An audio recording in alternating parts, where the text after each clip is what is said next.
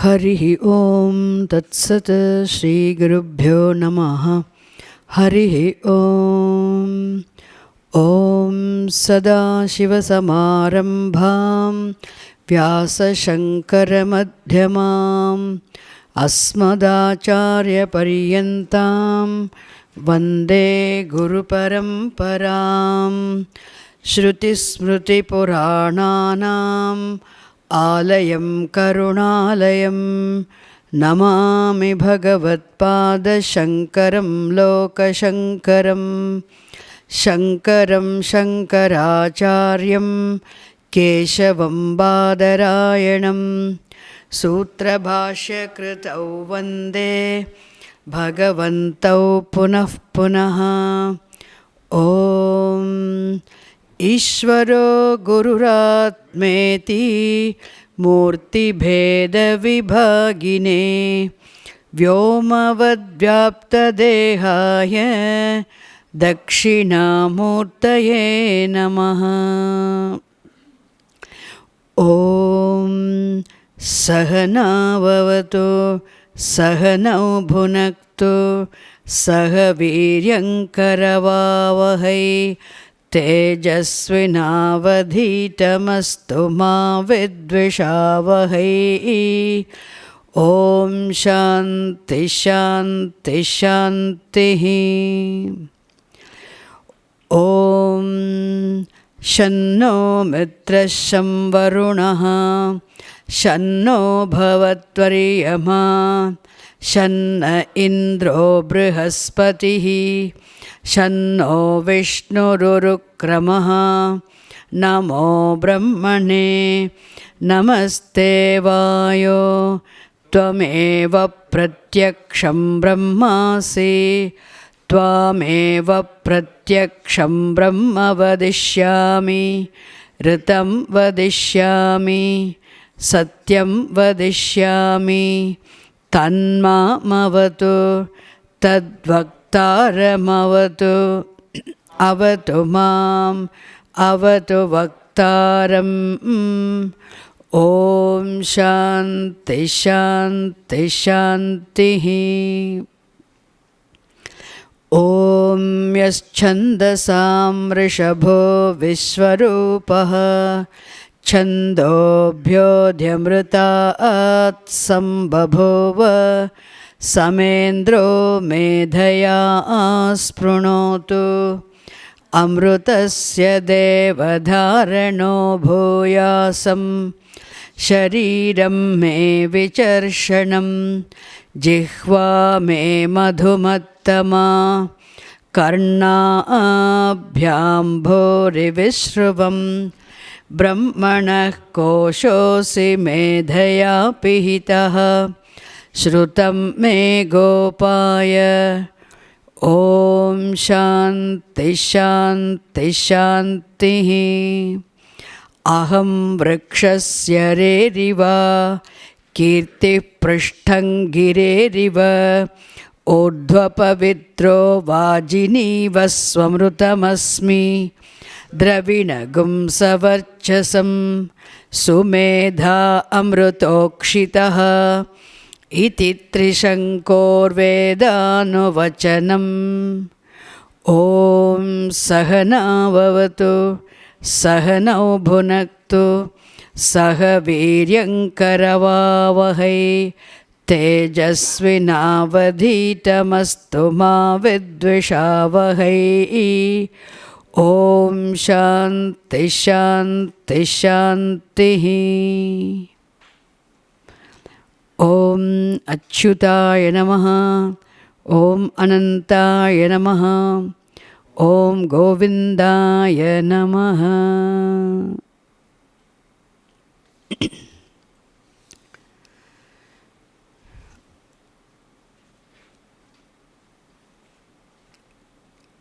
This morning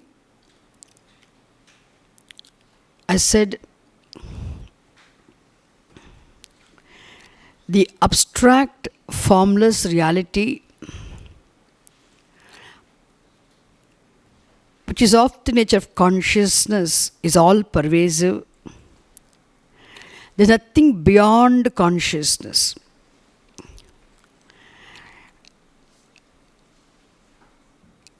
It is this consciousness which alone is Satyam, which alone is of the nature of self-existence. And even though consciousness is all pervasive, here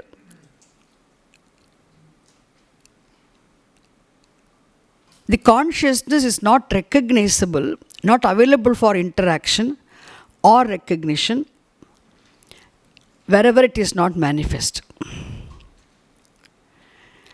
That is why the non-living things are all, even though they are pervaded by consciousness, the non-living things are also inert matter. Living beings are also inert matter. Apart from consciousness, other than consciousness, whatever is what? Matter only. In 15th chapter of Gita, you must have heard this. Kshara Purushaha, Akshara Purushaha. Kshara Purushaha means what? Kshara Purushaha, we say the manifest matter in the form of manifest universe is what? Kshara Purushaha. And matter in the form of unmanifest universe is what? Akshara Purushaha. And whereas who is Uttama Purushaha? Pure consciousness principle, which is distinct from the unmanifest manifest matter, is Uttama Purushaha. So it pervades everything, permeating, penetrating. It is all pervasive. That is why it is implied by the term Atma. But it is not available for recognition on the part of non-living things. Therefore, it makes us think as though it is not there. And because it's abstract. And even in living beings, we cannot see through physical eyes. But we can appreciate knowledge being manifest in the form of knowledge backing the order involved in the functions. So all the living beings are blessed with adequate knowledge to live their lives. And that knowledge obtaining in any living being, which enables us to live its own life, is manifestation of consciousness. And towards the end of the class I said, and higher, even in our own physical body also, consciousness is manifest in the form of the knowledge backing the order, all the functions. And so all involuntary functions are possible because of the knowledge back in the order. There must be knowledge, how it functions. But there's a limitation. This level of manifestation is different. The level of manifestation differs from being to being. In an amoeba, there's a manifestation of knowledge. In a paramecium, there's a manifestation of knowledge. Wherever life is, there is manifestation of knowledge. But the level of manifestation differs in keeping with the medium, upadhi. Whereas highest form of manifestation of knowledge is only in human mind, not even in human other aspects. And that is what I said, the knowledge of self-existence. In terms of I am. So because human being is endowed with the mind, human being is unique because he is endowed with this antah-karanam, where the highest form of manifestation of knowledge is possible in terms of I am, which is knowledge of self-existence. Okay, there alone,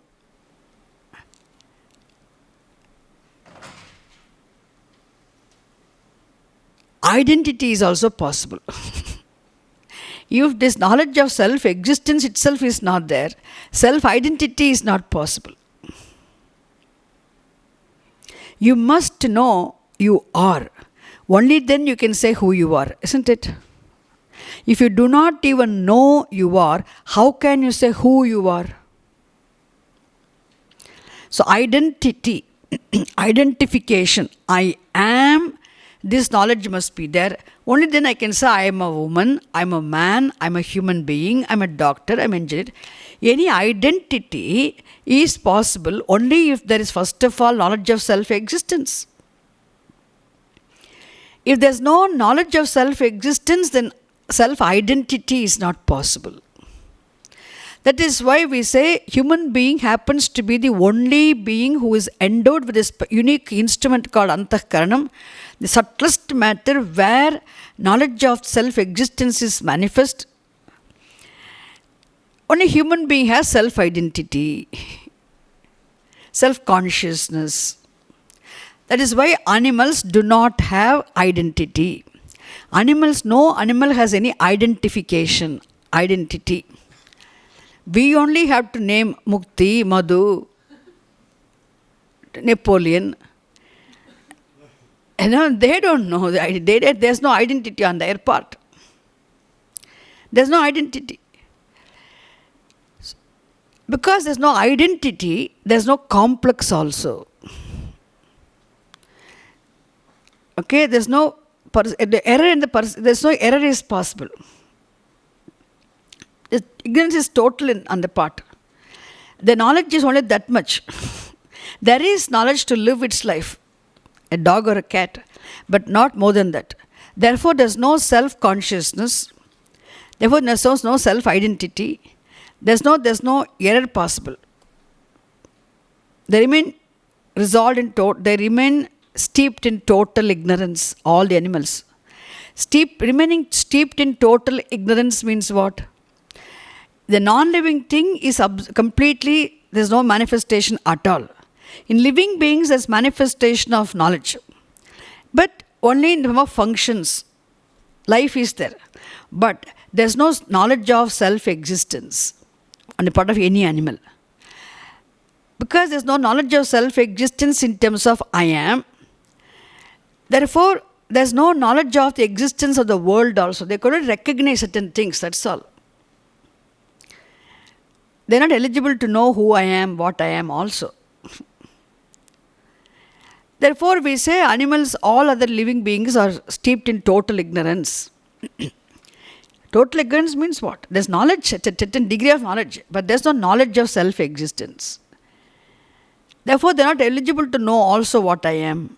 Therefore, ignorance is total. And the human being has this knowledge of self-existence. Therefore, identity is there. But unfortunately, what happens is also wrong identity.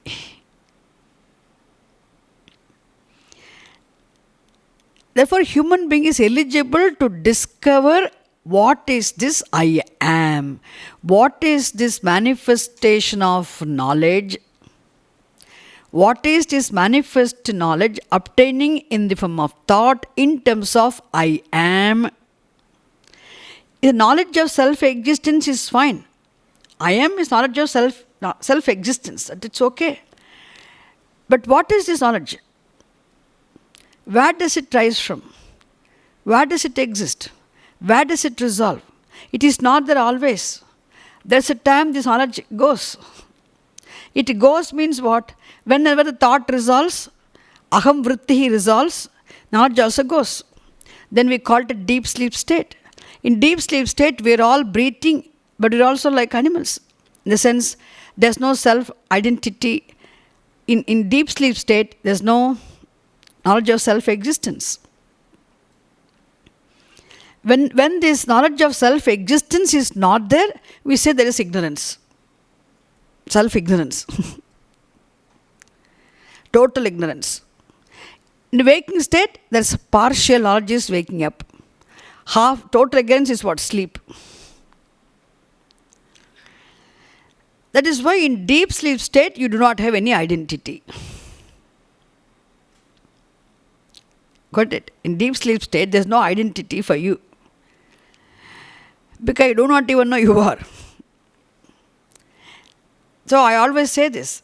In total non-identity, in total ignorance, there's total non-identity.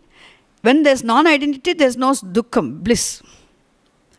In total knowledge, there'll be right identity, there'll be happiness. In partial knowledge, in partial, not wrong identity, there is samsara. Got it? When you, with the help of Vedanta Shastram, when you discover what this I is, it is not there always. Of course, you know it is knowledge of self-existence, but what is this knowledge? Why it goes? Why it comes? What is it? Discover, then you cannot, like if you, so what is this? What is this I? What is this wave?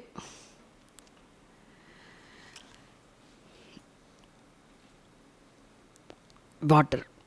So what am I? Vedanta Shastram helps you discover. That is why yo vedanihi tanguhayam parame vyoman. Why you are asked to go to the mind to discover yourself. It's called upalabdhistanam.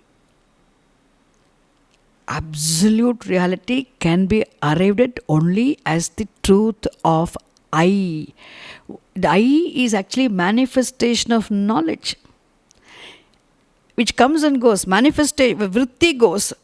It's like exactly like when the mirror is taken away, our reflection goes. Mirror comes, reflection comes. Similarly, when the vritti goes, vritti resolves. Why does the vritti resolve? That is the nature of the vritti. Then manifestation goes. Then there is no manifestation of knowledge. That doesn't mean in deep sleep state you are not there. So what I say, that is why this, first of all, this I is a manifestation of knowledge. So you distinguish it.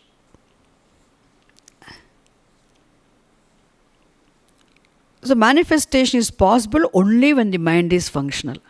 Mind can be functional only when it is associated with the physical body.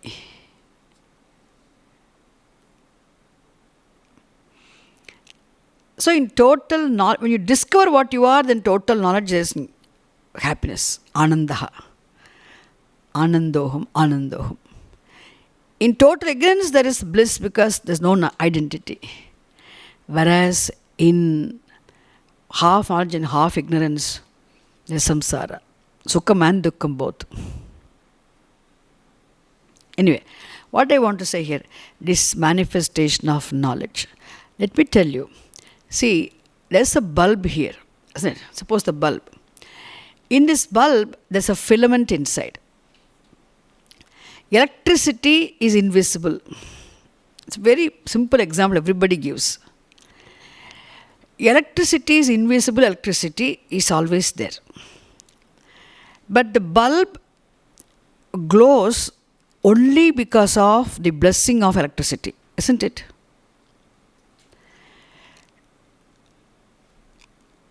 And this bulb has to glow in order to be seen. Suppose the bulb is not glowing. Imagine if everything, the whole hall is dark. Imagine. If the bulb is not glowing, the bulb itself cannot be seen. In darkness, if the bulb is not glowing, the bulb itself cannot be seen. So for the bulb to be seen, first of all, it has to be glow. It must glow. And not only the bulb is glowing, it is capable of illumining other things also. So bulb is dependent on the electricity for its own shining existence, and thereby to be capable of illumining other things also. Similarly here, mind, all the thoughts which rise in the mind, first of all, aham vrittihi. Before aham vrittihi, there is no other vritti. You ask me what can be the first and the foremost of thoughts in the mind? The knowledge of self-existence. I, in fact. Then I am. So, the vritti rises. There's always consciousness, never goes, never comes, because all pervasive. But the vritti, mind is functional, vritti rises, this manifestation of knowledge. Then when the mind is conscious and mind becomes functional, then what happens? The conscious sentient mind is capable of illumining others' powers. It is the all 10 powers, I tell you. Pancha Jnanendriyani, Pancha Karmendriyani, all the 10 powers become conscious and sentient because they themselves are inert in their nature. They borrow consciousness, sentiency from the conscious mind. So mind is like a moon. No, mind doesn't have light of its own. Mind reflects the sunlight and it illumines the earth on the full moon day. So mind is like that. Mind doesn't have light of its own, consciousness of its own. It becomes conscious and sentient because of the blessing of consciousness. Then having become conscious and sentient, it is capable of lending sentiency, consciousness to sense powers, all our functions. And by lending life to the sense powers, so all the sense powers and powers of organs of actions are functional because only when they are backed by conscious mind. That is why only in the waking state sense organs are functional. Organs of actions are functional. Your physical body is active, alive, okay, only because all the powers of organs of Pancha Karmendriyani must be functional. Only then body will be moving around. The Pancha Karmendriyani are non-functional means body will be as good as dead. In deep sleep state, why the body is like a dead body? Body is not dead. In deep sleep state, body is not dead. But still it is as though dead, as good as dead. Why? Why body doesn't move in deep sleep state? Get up and walk and go. Why? All karmendriyani are non-functional. And then in deep sleep state, no perception also. Perception of the world also is not there. Physical body is inactive in deep sleep state because all our powers of organs of actions, karmendriyani, are non-functional. The perception of the world does not take place. Ears do not hear, eyes do not see, nose does not smell, tongue does not taste. No tasting because perception also does not take place. Not only body is inactive, perception also does not take place. External world of objects, external world is not perceived because these organs of knowledge also become non-functional. All 10 powers completely get knocked off. That is why somebody who's fastly gone put it into their mouth. Oh, she likes very much this muffin. They made, put it in the mouth. They throw it into the sleep because they won't know no taste. Why? Non-functional. Sense powers are resolved. All the 10 karmendriyani, jnanendriyani is so important for the perception of the world to take place. For the body to be active, all indriyani, 10 powers, dasha shaktayaha. 10 powers. Imagine 10 powers. Is it clear why they are non-functional? They are present but non-functional because they are resolved. Why they are resolved? Because they are not backed by conscious mind. Why they are not backed by conscious mind? Because mind itself is resolved. Mind itself is non-functional. All the thoughts are resolved. Why the thoughts are resolved? Okay?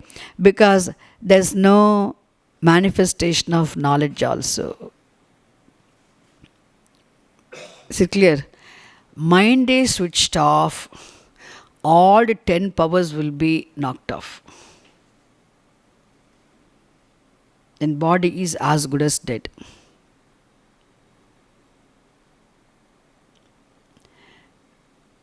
Is it clear? Which means I want to understand here. Now, external world is dependent on any science, any scientific discovery, technological development. Existence of the external world is absolutely dependent on these 10 powers. So, this physical body itself can be alive, functional, active, perception is possible. Only all 10 powers are functional. For them, mind has to be conscious and sentient, mind must be backing. In deep sleep state, mind is present, mind is conscious, but no thoughts, no manifestation of knowledge. Therefore, thoughts do not back up the sense organs of actions. Therefore, all of them are resolved. Completely, entire Sukshma Shariram, except the pranas, all of them are non-functional. Body falls flat like a dead body. The world disappears. The world doesn't exist for you. Is it clear? This is how, and what is that? Always the source of manifestation of consciousness, knowledge, is the reality. And reality is of the nature of consciousness. That source of manifestation alone is said to be the source of the power, abstract, formless reality. And we understand reality only in terms of its nature of knowing.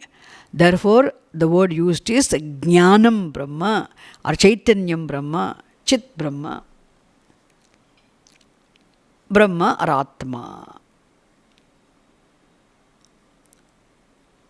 which is the essential nature of the individual, every being. Okay, now I want to tell you, so mind also is what? Mind, subtlest matter. So Antahkaranam as a whole, intellect and the mind take together as Antahkaranam. Dravya, Sukshma Dravyam, it is inert matter. But once the consciousness is manifest in the thoughts, subtle matter is capable of manifesting, serving as a manifesting medium for consciousness. Therefore, it becomes conscious and sentient. And subtle matter also is shining, enjoying existence only because of the blessing of consciousness. Just as the bulb is glowing because of the electricity. Only when it is glowing, it enjoys the status of being existent. And it's capable of illuminating also. Similarly, here we say that manifest consciousness in the subtle matter which is of the nature of the inertness also is looked upon as manifestation of knowledge. Gross matter also is what? Because of the subtle matter alone, the gross matter also becomes manifest. Isn't it? The gross universe shines because all subtle aspects shine. Subtle aspects shine because of manifestation of knowledge. And manifestation of knowledge is possible because there is a source of manifestation. Is it clear? And the source of manifestation of knowledge is pure knowledge, the truth, the reality, Brahma, Atma, Swarupam of Bhagavan. Is it clear? Now tell me, the entire external gross universe, including your own physical body, is dependent on manifestation of knowledge for its existence. Therefore, the universe which shines depending upon the manifestation of knowledge is also looked upon as manifestation of knowledge. Then this gross material universe is given Ishvara's status as what? Virat. Similarly, and for this gross universe, including your gross body, for it to have the status of being existent, to shine, it is dependent on manifestation of knowledge. Means, similarly, the subtle matter which serves as subtle manifesting medium, okay, which is also dependent on consciousness for it to become conscious and sentient, to be functional, for its existence also. Therefore, manifestation of consciousness obtaining in the subtle matter also is looked upon as manifestation of knowledge. Is it clear? Then we give a different name. What? We don't look at the matter at all. We only see it as manifestation of what is matter. Matter is manifestation of knowledge. Then give Ishvara status, Hiranyagarbha. Got it now? Who is Hiranyagarbha? Now again we see, when the knowledge is not manifest, what do you call it? When there's no manifestation of knowledge, we say the power of reality. And the power of reality, power of knowing unmanifest, is looked upon as Shakti, Brahma Shakti, known as Maya or Avidya. Ignorance is not absence of knowledge. Ignorance is that which is opposed to knowledge. What is ignorance? Avidya, Ajnanam, Avyaktam, Avyakritam, Prakriti, Pradhanam, Maya. Different names are given to the power of reality. Understand? And we see that very reality, there's no something sitting separately. We see reality with this power of becoming manifest. We call the power of becoming manifest as what? Creative power. We look at reality with that power. It's just again seeing the power. We give a name, Ishvaraha, Antaryami Ishvaraha, Karana Ishvaraha. That's the name, Shiva. And who is the source of the power? The reality in which the power of knowing unmanifest is looked upon as Karaneshwaraha. The reality in which the power of knowing becomes manifest, from which is looked upon as Hiranyagarbha and Virat. 3 different names. And the source of power is Param Brahma, Paramatma or Atma. Now I want you to understand. You see only the individual, isn't it? Individual gross body, you see. We know how to see this individual body being non-different from its corresponding total gross matter. And you do not look at the total gross matter inclusive of your physical body as matter. We look at it as manifestation of knowledge. Why? The matter can never enjoy existence independently outside of consciousness. Just as opaque thing can never enjoy existence independently outside of the light. Is it clear? Therefore, this opaque thing which shines in the presence of the light, thereby which enjoys the status of being existent in the presence of the light, which serves as a reflecting medium for light, is looked upon as reflection of the light. What is this opaque? We do not say opaque as opaque. Any opaque which shines only in the presence of the light. Therefore, we look at the opaque thing as reflection of light. Similarly, we never look at the matter as matter, because matter can never enjoy existence outside of consciousness. Therefore, the matter is looked upon, matter which shines in the presence of only because of the blessing of consciousness. We say matter is looked upon as manifestation of consciousness or manifestation of knowledge.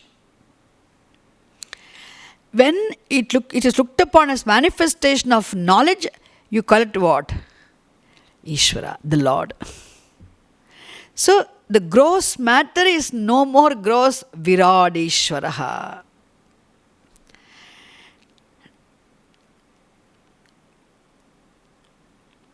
So the manifestation of knowledge obtaining in an individual as the knower experiencer is known as Vishwaha. Consciousness manifest as the known world is looked upon as Virat. Together constitute what? A Vishwaha and Virat. Okay, from one aspect of Atma. And the same consciousness obtaining as the experiencer in individuals, Taijasaha. And what about the only gross matter you see? What about the connecting, corresponding total subtle matter? And subtle matter is so many different, we differentiate them as prana separately, mind separately, pranas, antahkaranam, then all 10 powers. Then these 5 powers and the pranas, 10 of them together, 5 karmendriyani, pancha pranaha, together are associated with what? Physical activities. Therefore we call pranamaya. So samashti is there's a corresponding total. The corresponding total which is non-separate, sutratma hiranyagarbha. And the again mind and sense organs. You imagine the corresponding total, Hiranyagarbha. Similarly, intellect and sense organs, corresponding total is what? Mahatattvam. All the subtle aspects together, all the minds, all the intellects, all the sense powers, all the powers of organs of actions, all the pranas, total, imagine. It's also what? Manifestation of knowledge. Then you give the name Hiranyagarbha.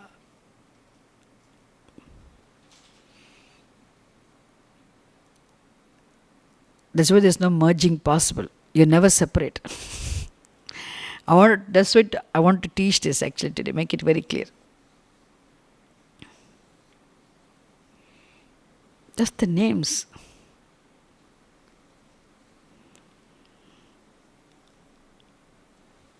Therefore, Hiranyagarbha, Virat, Antaryameshwaraha, all are 3 different names attributed to only Bhagavan in the form of manifestation of knowledge, manifestation of the power of knowledge, and also we say source of the power. Is it clear? Therefore, Hiranyagarbha means you don't need to really search for it anywhere else. And doesn't matter, even the unknown worlds, whether it is Hiranyagarbha Loka, all these things are talked about.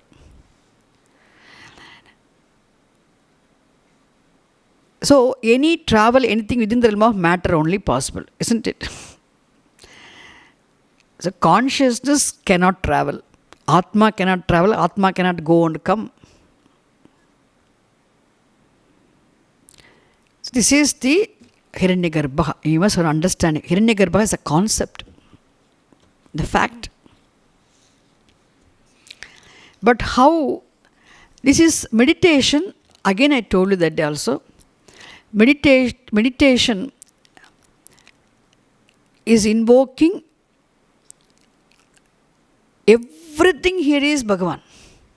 Seeing anything as Bhagavan based on the fact is what? Upasanam, meditation. And seeing everything being Bhagavan is what? Jnanam. Upasanam, Jnanam. What is the difference? In Upasanam, you visualize,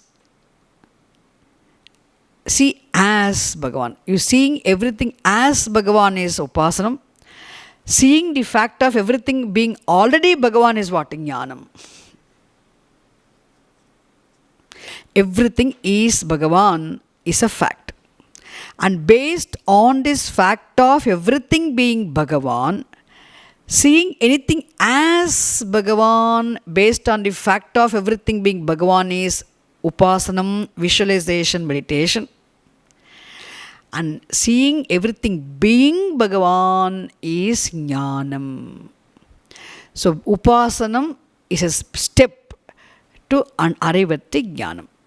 Okay, this is the technique used here. Now we are entering into this next Upasana. Was it useful for you? What I said this morning now? Okay.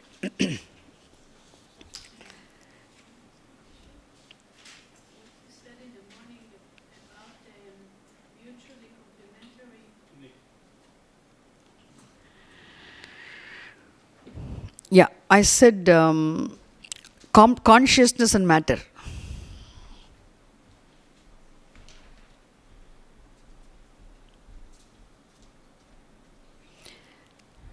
Is it correct to say the mutually complementary is between the gross and the subtle, and also between consciousness and matter? No. I didn't say that way. To be frank, we do not even count the matter as a parallel reality. We say two orders of the only reality. Reality is consciousness. Matter, even though matter has nothing to do with the consciousness has nothing to do with the matter, still matter is not counted as a parallel equal another reality. So the secondness is not given. We do not call matter second reality or something, because matter is negated as mithya. It has no independent existence. But here, when the question of the consciousness, for its recognizability, it has to become manifest. So consciousness is dependent on matter for its manifestation. So matter is dependent on consciousness for its very existence. Therefore, I said the consciousness and matter are mutually complementary. In fact, mutually, I should not even say, just for example, for the sake of teaching, I said, actually, we do not even count the matter as a parallel reality. So, subtle matter, because it is capable of manifesting consciousness. And being capable of manifesting consciousness, subtle matter is capable of becoming conscious and sentient. So the inert matter borrows consciousness, sentiency from consciousness. But not physically, because being manifesting medium. And becoming conscious and sentient, it enjoys existence. And enjoying its existence, it's also capable of illumining other things. The gross matter. But this conscious matter, subtle matter, can be functional only when it is there with the gross matter. So, the gross matter is dependent on subtle conscious matter. The gross inert matter is dependent on subtle conscious matter for its very existence and to be active also. But conscious subtle gross matter is not dependent on gross matter for its existence, but for it to be functional. Yeah. So based on this, they are mutually complementary. Yeah. But because I don't even say mutual, because everything is matter. There's no difference between this is also matter, this is also matter. So we don't use it, but still you can say that. For our understanding, we can say. Got it what she asked? You all got it? Okay. It's a good thing to clarify it. It's good. That is why another example also is given. This also I told you, I think, last year. See, if those days, even if you go to Kailash Ashram and all, you can see that The rooms are stones. I don't know how they are keeping it now. When I went many, many years ago. Same, okay. All dark rooms. There's no window, nothing. All just stones. No ventilation. But it's very cold in winter. It's okay. Windy. Stones okay inside it. Nowhere light can penetrate. Imagine there is no bulb or anything. There's no bulb inside. There's no lamp inside. No light cannot go inside. So only entrance will be there. Only through entrance light has to go. Otherwise you have to have some torchlight or something. Some other light must be there. I am just giving an example for that. So such a room, suppose what we can do, you can keep a mirror in front of that and small entrance. You have to go like this carefully. You get hit. And in front of that there's one mirror, big mirror you keep. Imagination, okay? And the sunlight falls on that mirror. And the sunlight reflected by the mirror illumines the dark room. So dark room is always dark. But now dark room becomes illumined. Everything inside you can see. How? Who is the illuminator of the dark room? Illuminator of the room, we feel like saying what? It is the mirror which is the illuminator of the dark room. Because mirror alone reflects the sunlight. The sunlight reflected by the mirror illumines the dark room. But imagine the sun is not there. There is no sun, mirror will not be able to reflect. Absolutely, the illuminator is the sun, but relatively, the illuminator is the mirror. Without the mirror, sun cannot illumine the dark room. At the same time, mirror without the sun will not be able to illumine the dark room. Typically, mind is like a mirror. Gross body is like the dark room. Atma is like the sun. Just don't stretch the examples, just understand. Now, through this, because this body becomes conscious and sentient, all the powers are functional. Through the physical body, when they're functional, the whole external world enjoys its existence, being perceived, being known. That's why the world is dependent on sense organs to come to light, to enjoy, to have the status of being the existent. The world is dependent on our sense organs. Indriyani paranyahu. Indriyani parani. Why? Indriyani are not dependent on the world to be able to perceive. But the world is dependent on the sense organs to be perceived, to become the known, thereby to have the status of being existent. Indriyebhyah param manaha. Manasastu para buddhihi. Buddhestu paratastu saha. Isn't it? Okay, this is just, I want to understand, remember, if you remember it will be easy. So, Sukshma Shariram, now you take it, Samashti Sukshma Prapanchaha. Just as your own subtle aspects are imperceptible, how can the powers which are functioning as instruments of knowledge be objects of perception? All subtle aspects are imperceptible. Now you can imagine corresponding total subtle aspects. Samashti manaha, samashti pranaha, samashti buddhayaha, samashti indriyani. Totality of subtle manifestation, we call it what?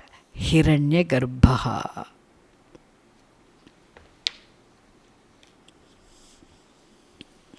In fact, nothing is away from anything here. It's all in our buddhi. Alienation, separation, isolation. 3 words, remember. Alienation, isolation, separation is all in our thinking. Okay, now we'll see here. Prithivyantariksham Dyaurdisho Vantaradishaha. Prithivyantariksham Dyaurdisho Vantaradishaha. Agnirvayuradityas Chandrama Nakshatrani. Agnirvayuradityas Chandrama Nakshatrani. Apa oshadhayo vanaspataya akasha atma. Apa oshadhayo vanaspataya akasha atma. Ityadhibhutam athadhyatmam prano vyano pana udana samanaha. Vyanopana udana samanaha. Chakshushrotram manovaktvak. Chakshushrotram manovaktvak. Charmamagam sagam snavasti majja. Charmamagam sagam snavasti majja. Yetadadhividhaya rishiravochat. Yetadadhividhaya rishiravochat. Panktam va idagam sarvam.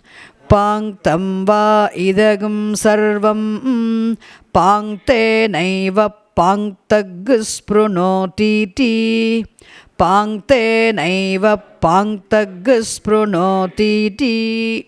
Okay, this is 7th section, Saptamaha Anuvakaha. Now here also, let me briefly tell you, it's very simple upasanam. Upanishad in this 7th section also presents another upasanam. And this upasanam is also Hiranyagarbha upasanam. But here, upasanam is presented little differently. In the previous upasanam, we were asked to invoke Hiranyagarbha as our own mind. Is it clear? Let me tell you. See, your mind, of course, your mind is non-separate from total, isn't it? Just as wave is non-separate from ocean, every individual mind is non-separate from corresponding total mind, Hiranyagarbha. Isn't it true? So mind is, wave is ocean, but ocean is not the wave. Is it clear? So wave is ocean. But now, similarly, your mind is what? Your mind is Hiranyagarbha. This is the fact. But now, instead of seeing, because you do not know, your mind is non-separate from Hiranyagarbha. Now, when you see, seeing your mind as Hiranyagarbha, based on the fact of the mind being Hiranyagarbha, is what? Meditation. When you understand the mind being Hiranyagarbha, it is knowledge. Okay? Visualization based on the fact is meditation, and seeing it being, that is what? Jnanam. Okay. So in the previous upasanam, we invoked Hiranyagarbha upon our own mind. Is it clear? We saw that Antarhridaya upasanam. Now in this, that is Ahangraha upasanam. But this here, we are going to see the entire, how Upanishad presents here, the entire objective universe. The entire objective universe is divided into 3 groups of 5 members. And each group of 5 members is known as Panktam. Panktam is another word for 5. Okay, group of 5 members. Panktam. So the whole universe is, the entire objective universe is divided into 3 groups of 5 members each. Means the 3 Panktams. Parallelly, the individual also is divided into 3 groups of 5 members each, which is also Panktam. So every individual is also divided into 3 groups of 5 members, and each group is known as Panktam. Each group of 5 members, the 5-membered group, 5 factors, group of 5 factors is known as Panktam.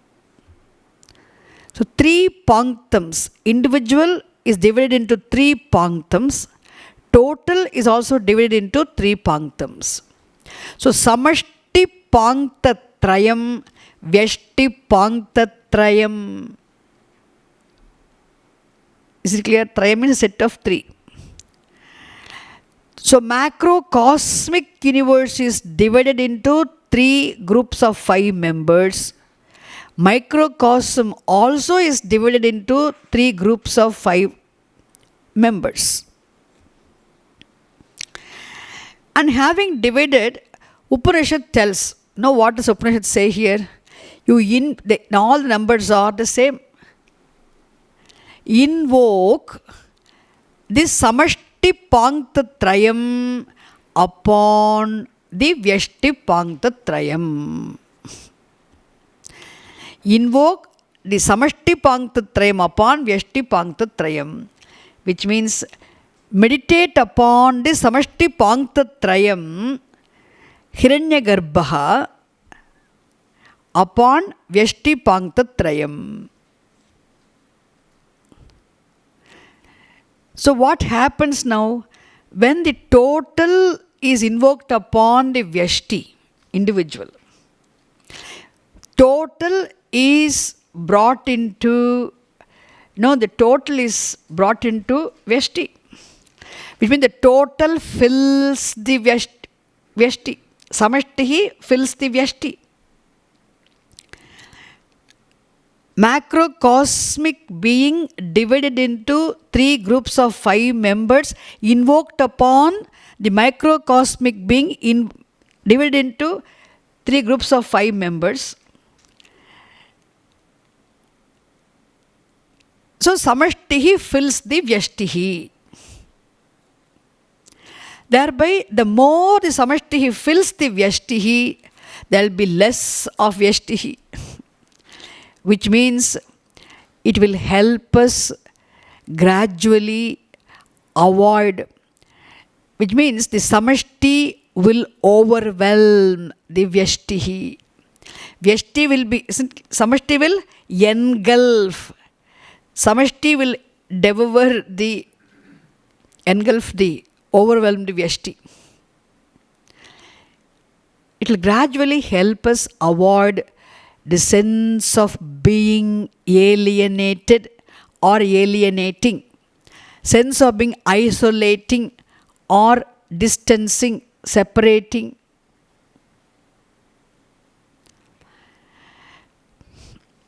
This is what Upanishad says. This much is the teaching. Okay? Divide that into 3 groups of 5 members. Divide the individual into 3 groups of 5 members. Then invoke the Samashti upon the Vyashti.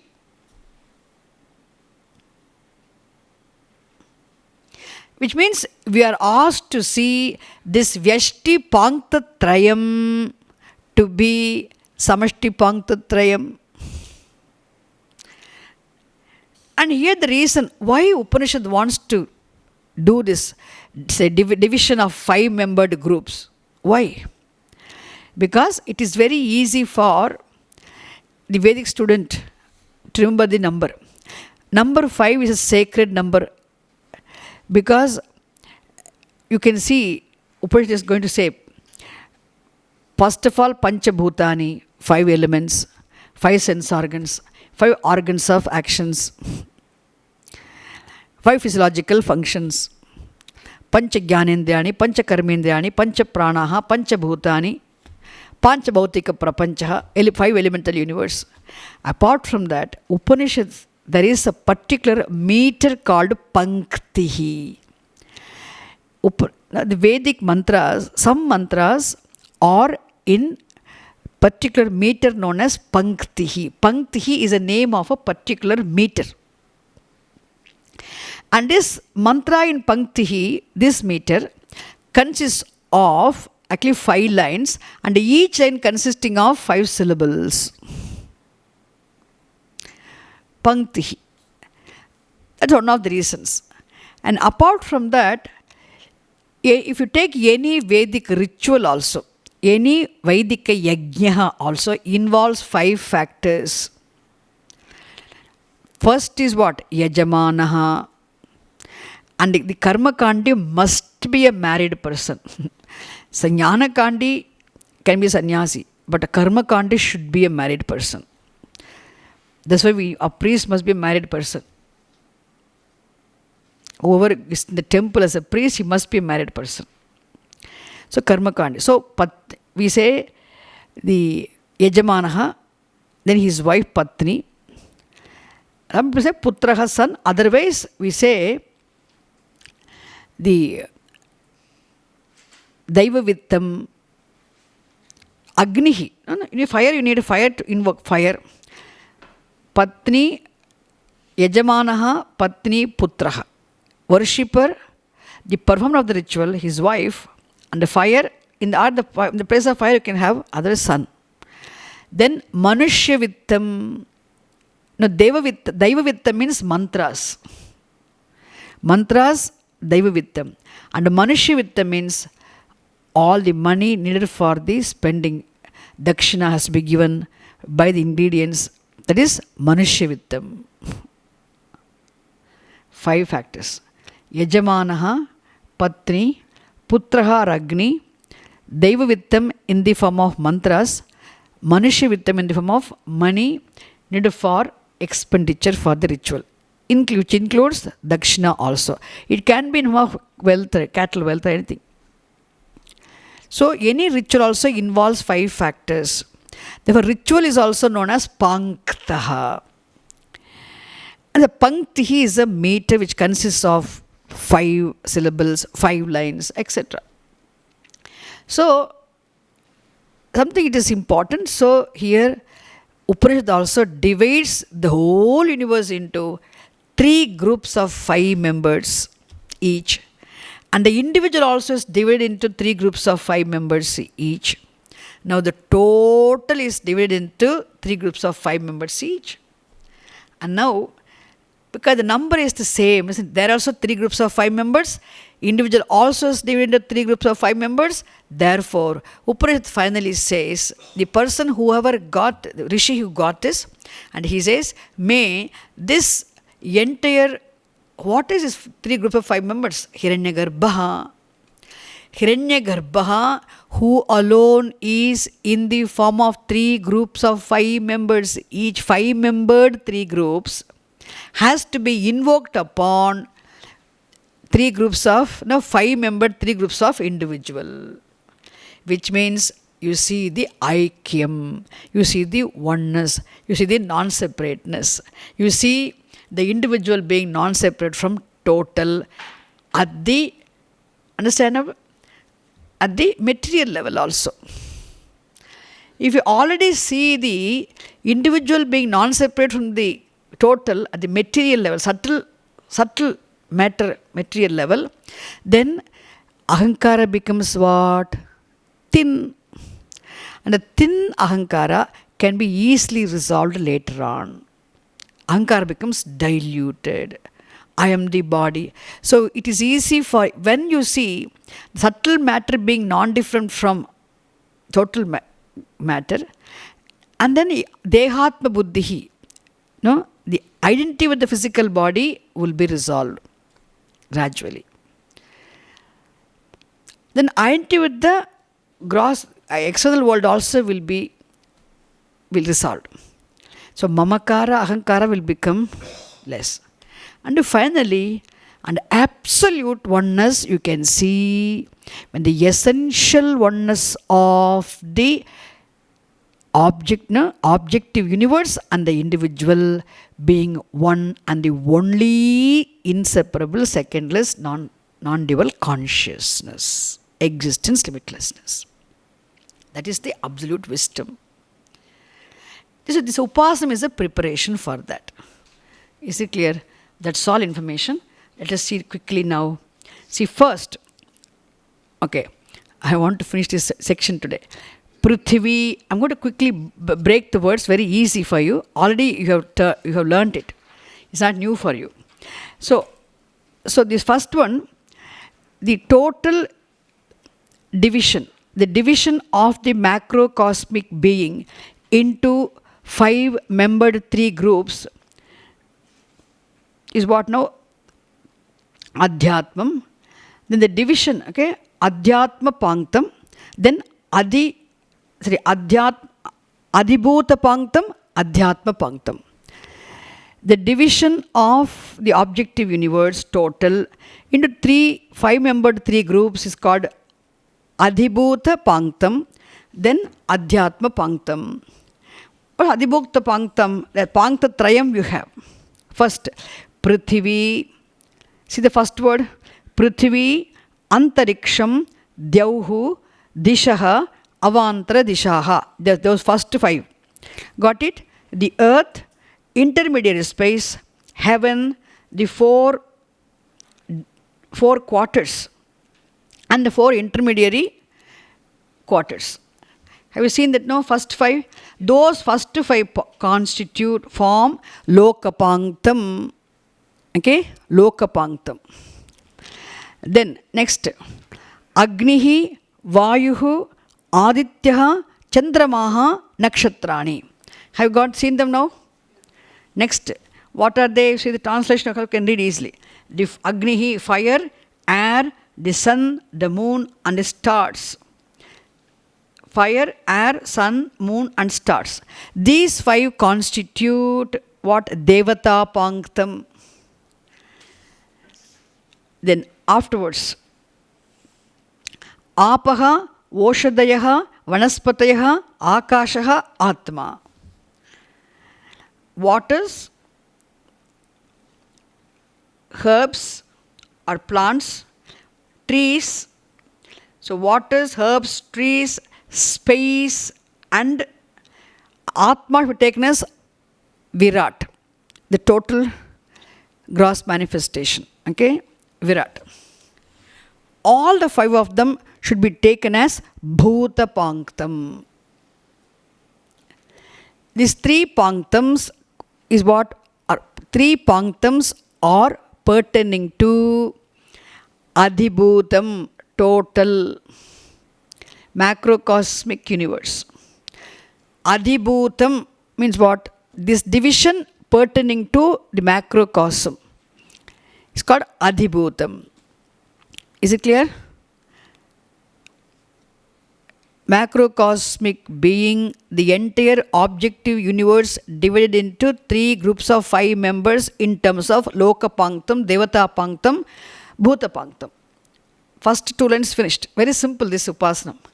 The next, Atha Adhyatmam. Now what now? Afterwards, the division of individual into 3 groups of 5 members. What are they? Pranaha, Vyanaha, Apanaha, Udanaha, Samanaha. These first 5 form what? Vayu Panktam. An individual is divided into 3 groups. Individual division, Vayu Panktam. Then Chakshuhu, Shrotram, Manaha, Vak, Tvak. Those 5 constitute Indriya Panktam. Got them? Indriya Panktam. Are you able to see the mantras? That's all. Then last one. Charma, Mamsam, Snava, Asti, Majja. Chakshuhu, seeing power, Shrotram, hearing power, Manaha, mind, Vak, organ of speech, Tvak, power of organ of touch. So all 5 form the Indriya Panktam. Then Charma, skin, Mamsam, flesh, Snava, Asti, Majja. Snava, muscle, Asti, bone, Majja, marrow, bone marrow. All these constitute Dhatu Panchakam. Do you remember? We have learned this in the original text, in the original class. So, objective universe is divided into 3 Panktams in terms of Loka Panktam, Devata Panktam, Bhuta Panktam. Each Panktam consists of 5 members, 5 factors. Similarly, individual also is divided into 3 Panktams in terms of Vayu Panktam, 5 physiological functions, Indriya Panktam, some organs of actions and sense organs, then Dhatu Panktam. Dhatu Panktam, skin, flesh, muscle, bone marrow, Dhatu Panchakam. This is how, that's all finished. Now what does Upanishad say? Nothing much here. Etad adhividhaya rishihi avochat. We have already covered this text. That's why I'm not taking much time. Is that okay? Yeah. Etad adhividhaya rishihi avochat. Adhividhaya means what? This one having revealed. Having revealed this, Rishihi avochat. Rishihi means the seer. The Rishi, the sage, revealed this. And what did he say? Only one statement. Panktam va idagum sarvam. All that is here is nothing but Panktam. Everything here is Hiranyagarbha. He included Virat also in Hiranyagarbha. Know why? Because there is no Virat independently outside of Hiranyagarbha. Is it clear? Therefore, all that is here is nothing but Hiranyagarbha. And Hiranyagarbha alone is in the form of these 3 groups of 5-membered 3 groups of things. Therefore, Panktam va idagum sarvam. Idam sarvam Panktam. Means what? All that is here is nothing but Panktam Brahma. Is it clear? Panktam is, Hiranyagarbha is looked upon as the one who alone is in the form of Panktatrayam. There's nothing which is not Hiranyagarbha here. Having said that, which means Pankte naiva Panktag sprunoti ti.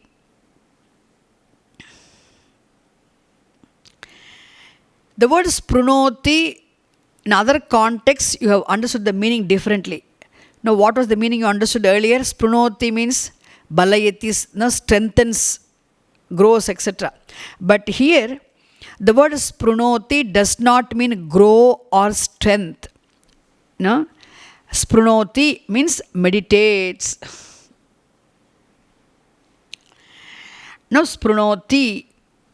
Panktena panktam sprunoti. The first panktam should be taken as the first adhyatma panktam. The second panktam should be taken as adhibhuta panktam. So with the help of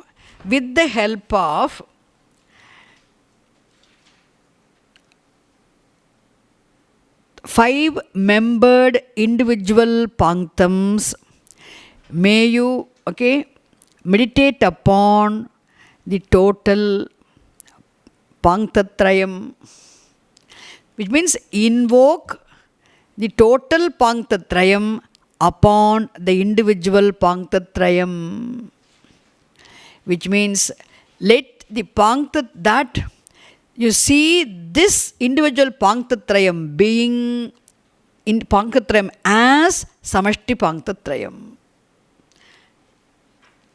See these 3 groups of 5-membered groups of 3 groups of individual. Okay, see 5-membered 3 groups individual as 5-membered 3 groups of the total. See this Panktam as that Panktam.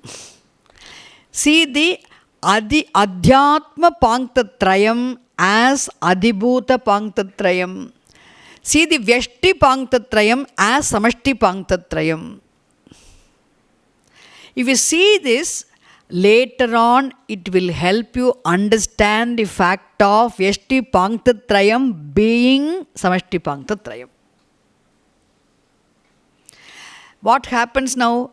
I mean, when you see this, Samashtihi will engulf, devour, overwhelm the Vyashtihi. Thereby, there will not be alienation, there will not be isolation, there will not be separation. At the subtle level, we can appreciate the inseparability, non-separateness.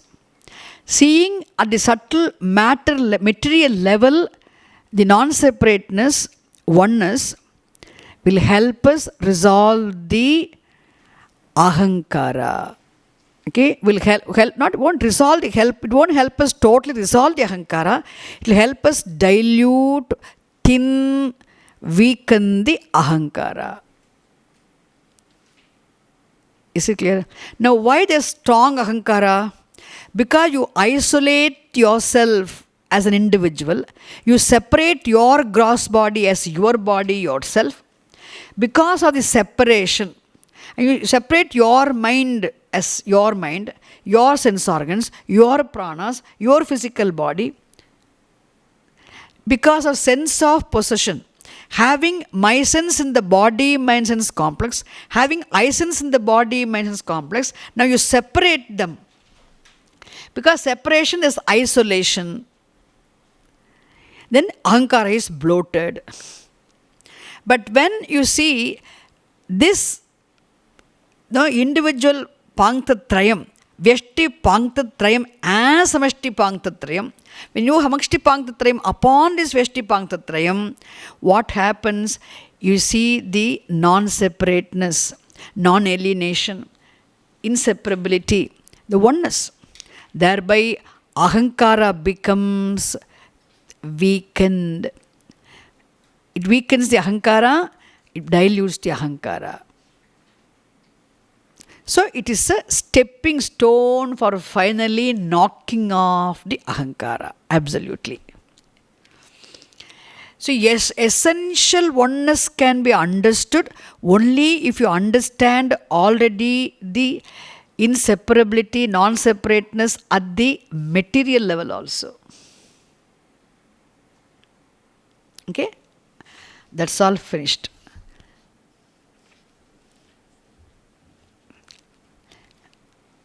Is it clear? If you meditate upon that, you become that. This is also Hiranyagarbha Upasanam. All that is here is Panktam Hiranyagarbha. That's why we can say what? Pankta Hiranyagarbha Upasanam is the topic of this section. Section is over. Now we'll quickly read Shankaracharya's commentary here.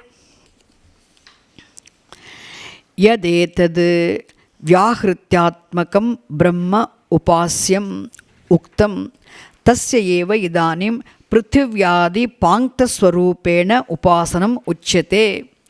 So Shankaracharya is writing here, the same Hiranyagarbha who was already discussed in the previous section, okay, who was presented as an object of meditation to be invoked upon one's own mind, that same Hiranyagarbha now is here invoked in the form of 3 groups of 5 members each. So previously you saw Hiranyagarbha as your own mind, but here, invoked upon your own mind. Here you see Hiranyagarbha in the form of 3 groups of 5 members each. Panktam Brahma. All that is here is Panktam means what? Hiranyagarbha. So Pancha Sankhya Yogat Pankti Chandaha Sampattihi. So Pancha Sankhya Yogat, because it is because of the connection with the number 5. Okay, the Upasana is also what now? There is also Pankti Chandaha means the Chandas means meter. There is a meter known as Panktihi in the Veda, and because of the connection with the number 5, And Upasanam also is given the name Pankta. The group also is known as what? Panktam. The world also is divided into 5-membered groups. Tataha Panktatvam Sarvasya. Therefore, everything here is looked upon, everything is said to have the status of being the Panktam Brahma.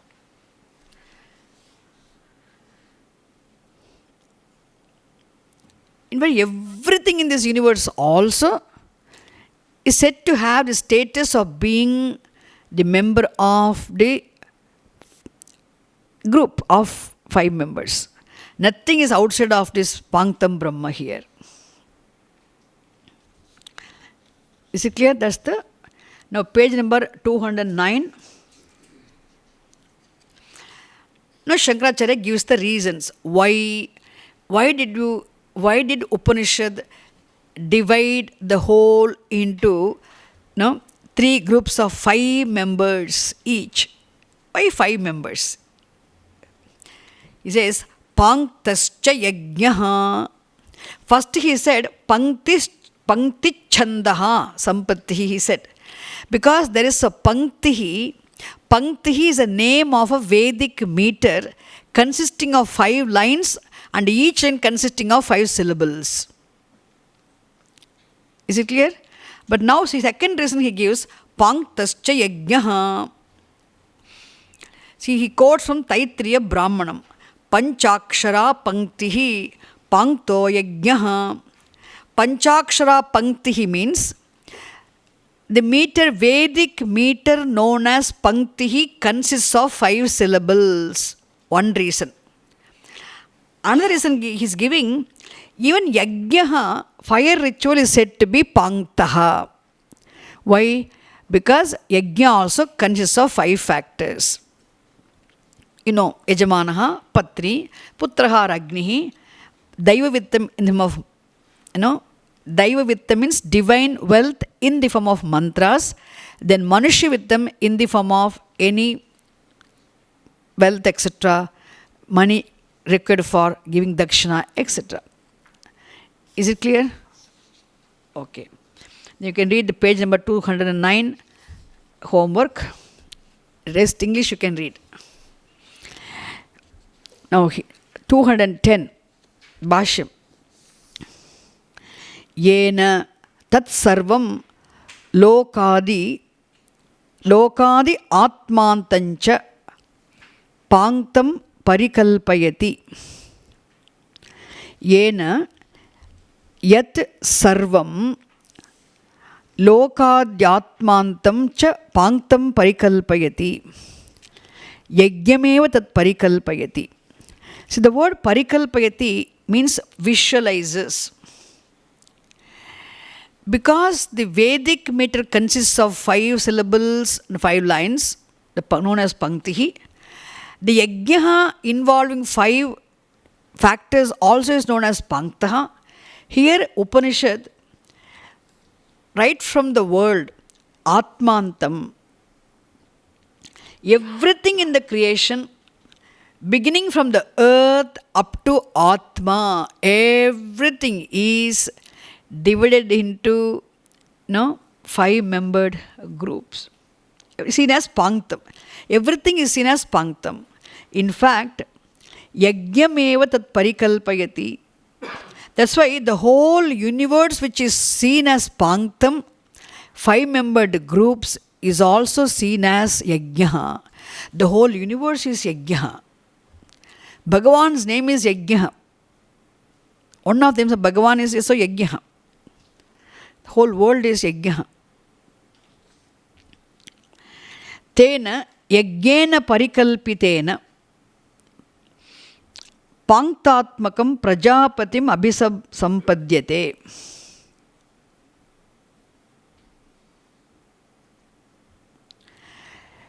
So, the person who is here, the person who is given to the discipline of meditation, the meditator who is able to visualize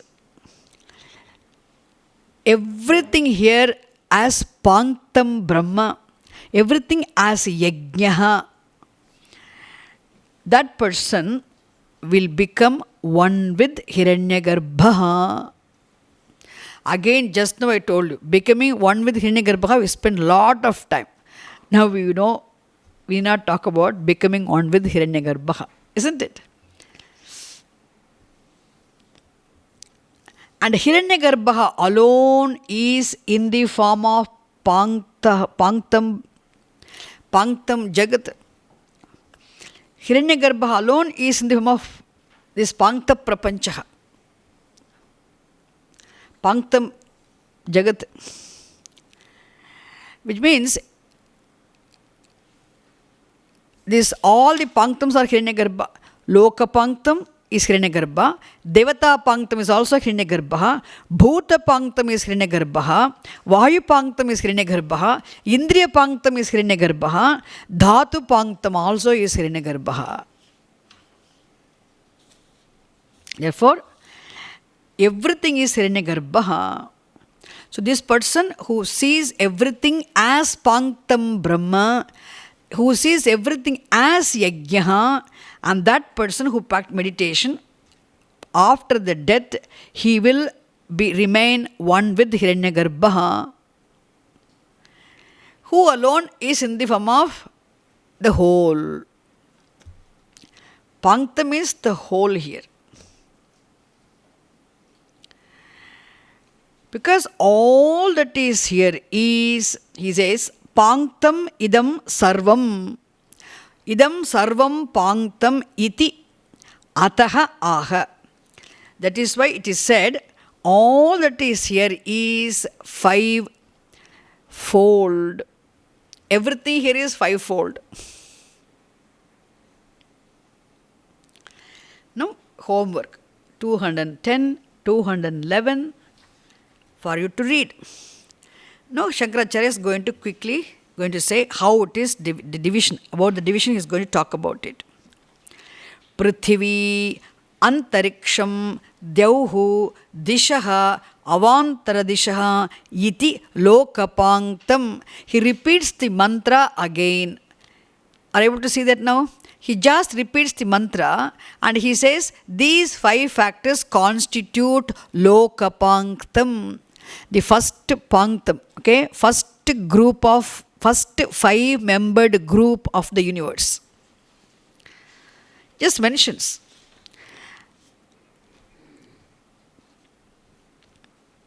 And what are the five?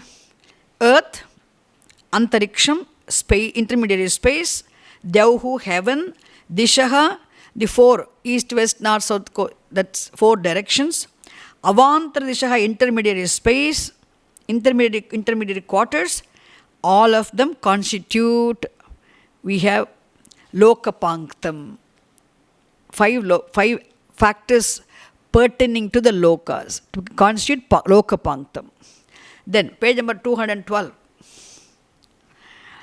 Agnihi, Vayuhu, Adityaha, Chandramaha, Nakshatrani, iti Devata Panktam. See, what I told in the very beginning, from here only, the Bhashyam only, okay?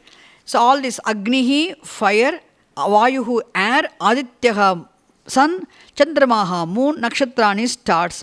These five factors constitute Devata Panktam. So, just by mentioning only five, within these five factors, he brings in everything. The whole is reduced to three groups of five members each. And that includes three groups of five members of individual also. The total is always inclusive of the individual, isn't it? Now, next one. Apaha Voshadhaya, page number 212, I am reading. Apaha Voshadhayaha Vanaspatayaha Akashaha Atma. You have to make a note, the word Atma there means Virat. Virat stands for the total gross manifestation. all of them together constitute what? Bhuta Panktam. It is nice to see the whole Virat resolve in Hiranyagarbha and see subtle and gross entire thing only as Hiranyagarbha.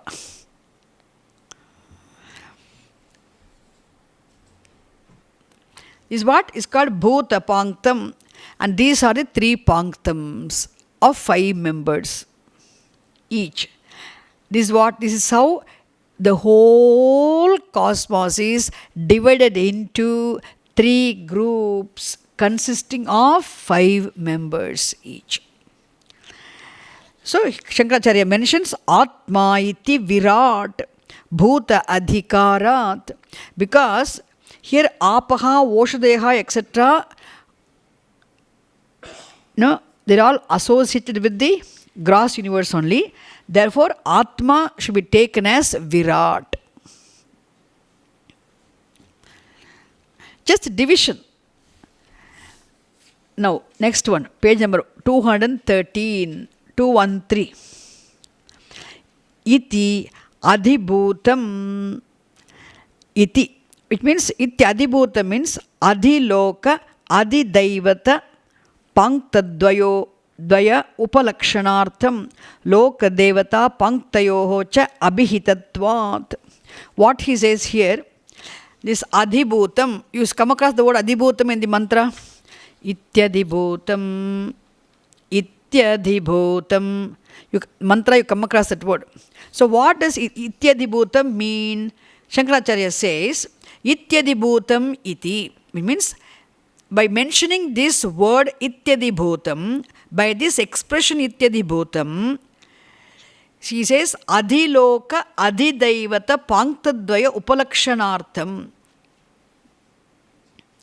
It means we have to understand 5-fold worlds as well as Devatas. Also, Upanishad what talked about this, both the 5-fold lokas and devatas also. Loka devata panktayoho cha abhihitatvat. Upanishad has mentioned here lokas, devatas, and also the lokas, devatas, all of them have been mentioned by the Upanishad itself. Have you noticed that? Therefore, we must take all the 3 should be taken as 3 groups of 5 members should be taken as one Samashti Hiranyagarbha. Adhibhutam. Adhibhuta Panktatrayam should be taken as whole Hiranyagarbha. Now Adhyatmam begins later on. And page number 214.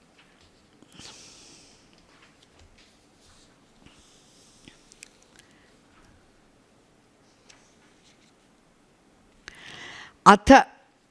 The mantra has Atha. Anantaram, thereafter.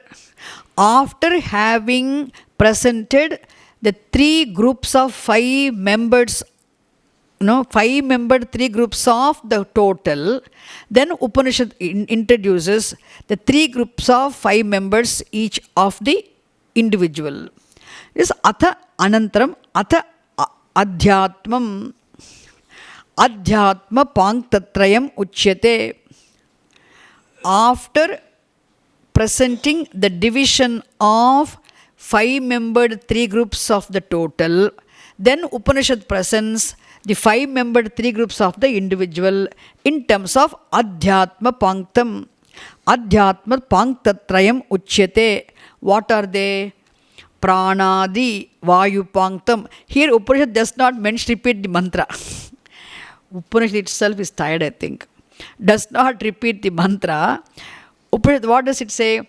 Prana Adi. Instead of saying Prana, Apana, Vyana, Udana, Upanishad must be thinking, having come to Taittiriya Upanishad, won't they know Panchaprana's names? Why should they repeat? So Shankaracharya writes, Shankara Bhagavad-pada thinks that students who come to Taittiriya Upanishad must be definitely knowing all 5 pranas. We need not waste time writing all these things. He makes it short. Prana, etc. Etc. means what? We have prana, apana, vyana, samana, udhana, pancha. Okay? All 5 pranas constitute Vayupanktam. Got it? Vayupanktam. Then Chakshuradi Indriya Panktam. He does not say what are all mentioned. Chakshur Adi, etc. Okay, Chakshuhu, Shrotram, Vag, Tvak is mentioned. So all of them form Chakshuradi Indriya Panktam. Do you remember what are the Indriya Panktam?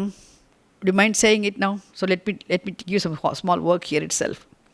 Indriya Panktam. What are the factors which constitute the Indriya Panktam?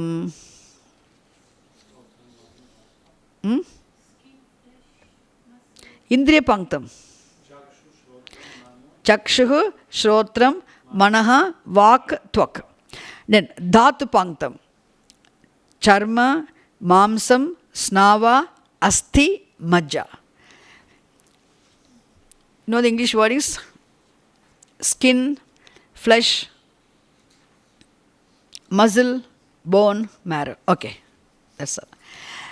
So Chakshuradi Indriya Panktam, Charma Adi Dhatu Panktam. Shankaracharya himself does not write all the words, like first he introduced all the words. Now he wants to take it easy. So what are 3 panktams now? The individual also is divided into 3 panktams. 3 groups of 3 panktams. Vayu Panktam, Indriya Panktam, Dhatu Panktam. Etavad hi idam sarvam adhyatmam bahyancha panktameva.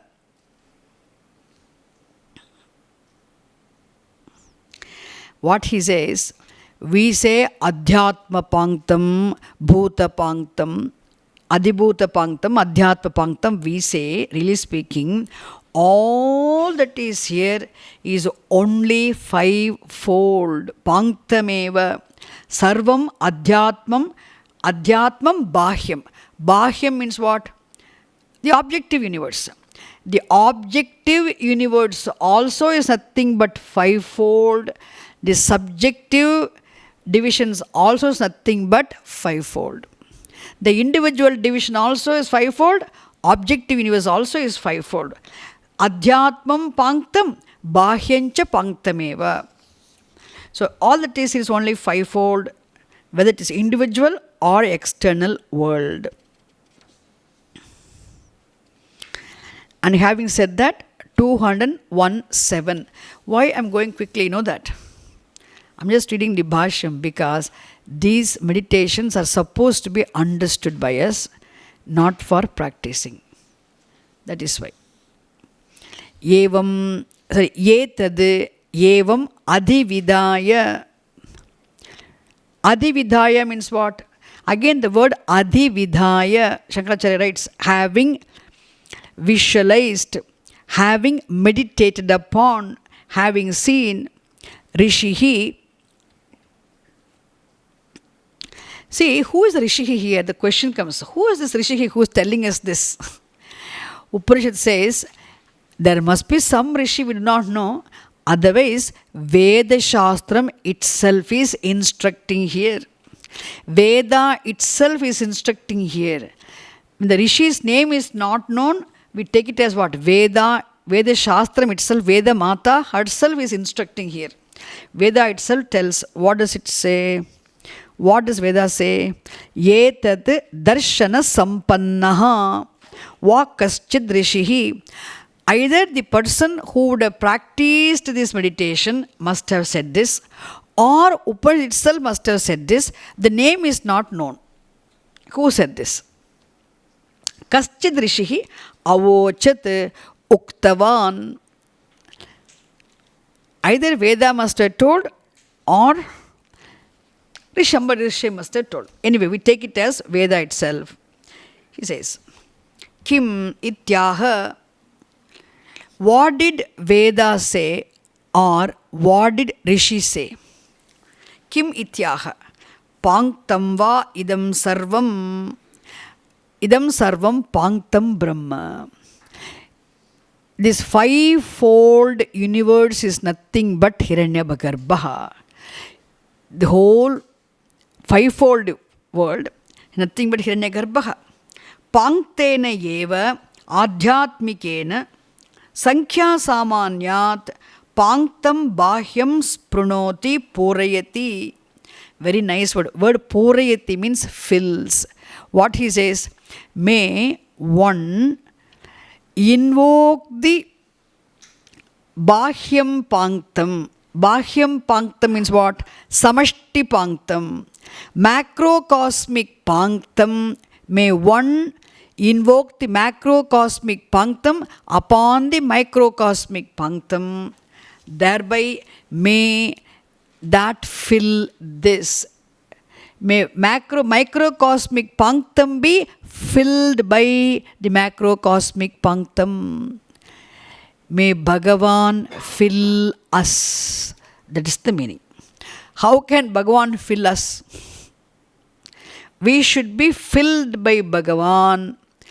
Being filled by Bhagavan, being filled by Hiranyagarbha means understanding the fact of ourselves being non-separate from Hiranyagarbha. If I say, may the ocean fill the wave, what does it mean? Ocean need not fill the wave. Ocean is already filling the wave. Ocean is already pervading the wave.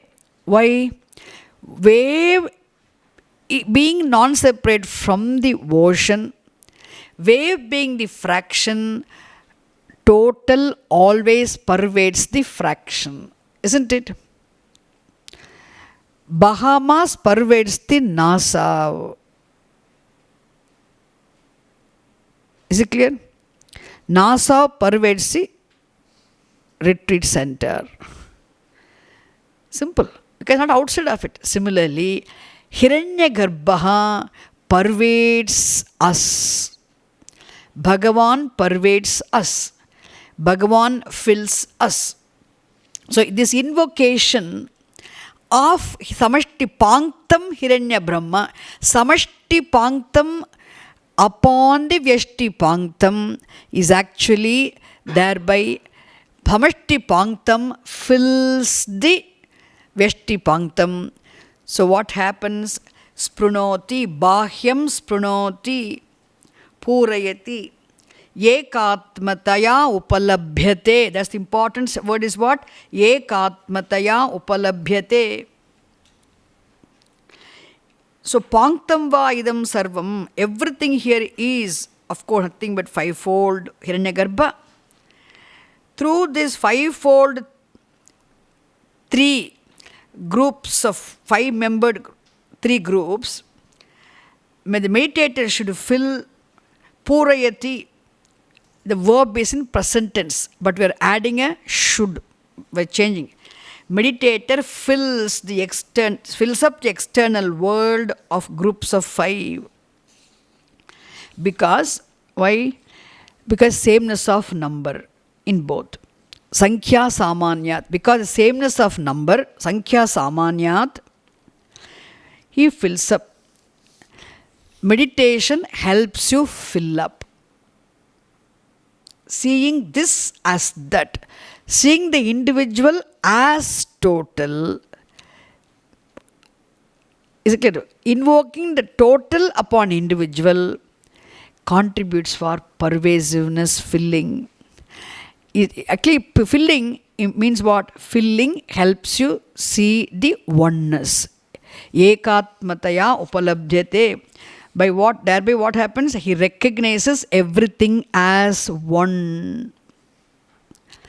Ultimately, recognizing everything as one is the idea. That is the important thing.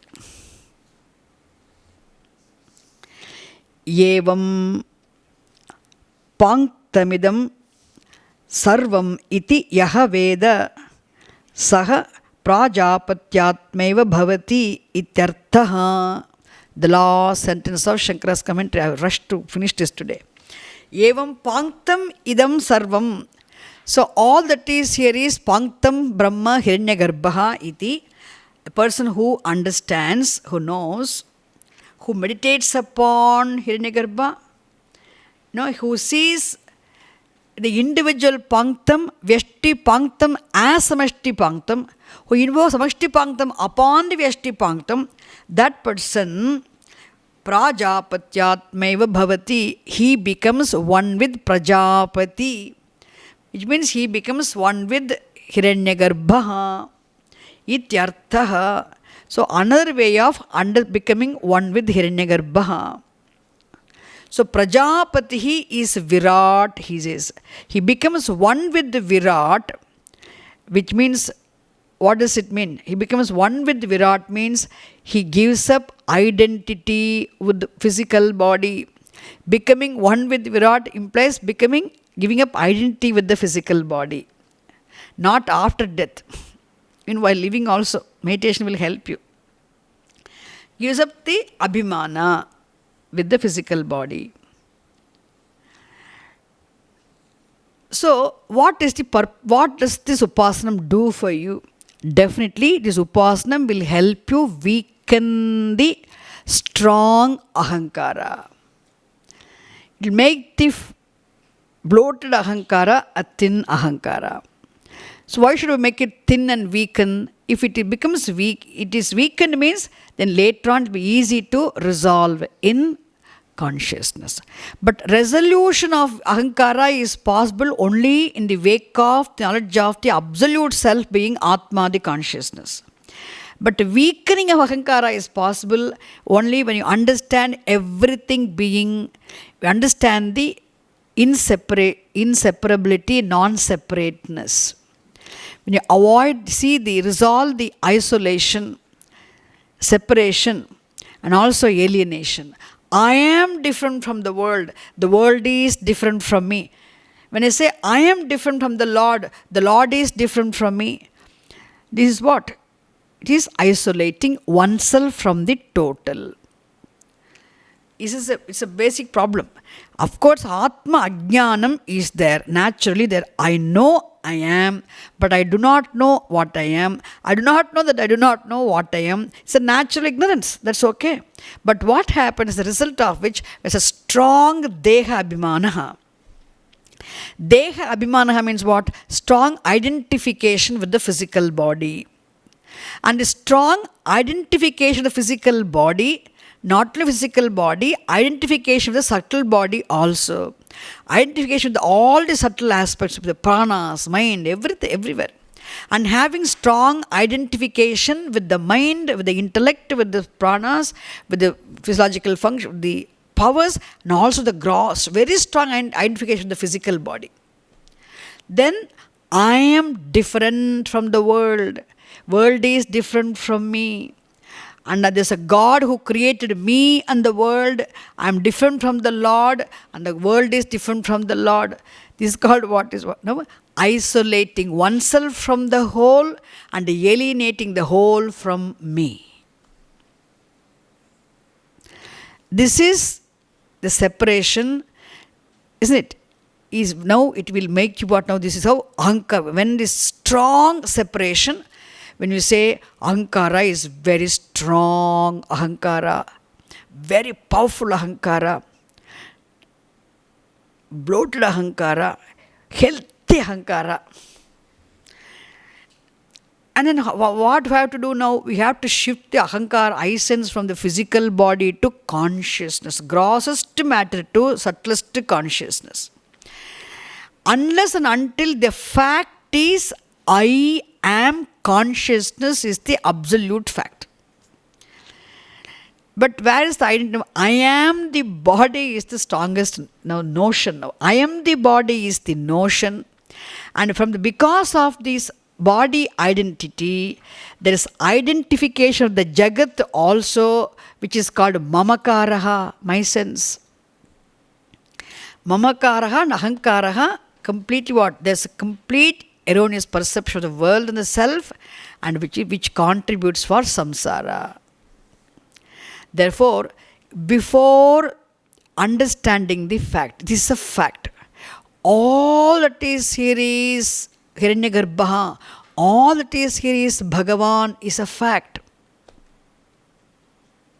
And Bhagavan is another than Atma, Parambrahma consciousness is also fact. But now we are not able to see that. All that is here is only Panktam Brahma. Not able to see that. Therefore, Upanishad tells is a fact. And if understood, it is a fact. See, wave is ocean means it is a fact. Isn't it? It's a fact. And wave is our knowledge of the fact. But now, we tell you, come on, see the wave as ocean. Seeing the wave, visualizing the wave as ocean, invoking the ocean upon the wave is what? Seeing the wave as ocean is based on the fact of wave being the ocean. Wave is already ocean. Unfortunately, we are not able to see that fact. So we are told, see the wave as ocean. Okay? Being ignorant of the fact, we are helped to see the wave as ocean based on the fact of wave being the ocean is what? Wave ocean meditation. Later on, when you see the fact of wave being the ocean, seeing the wave being ocean is knowledge, seeing the wave as ocean based on the fact is meditation. Is it clear? Meditation, knowledge difference is very clear. Similarly, seeing the Samashti Jagat, is it? All that is here is only Panktam Brahma means where are you? Everything is Bhagavan only here. But we are not able to see that. I am here sitting.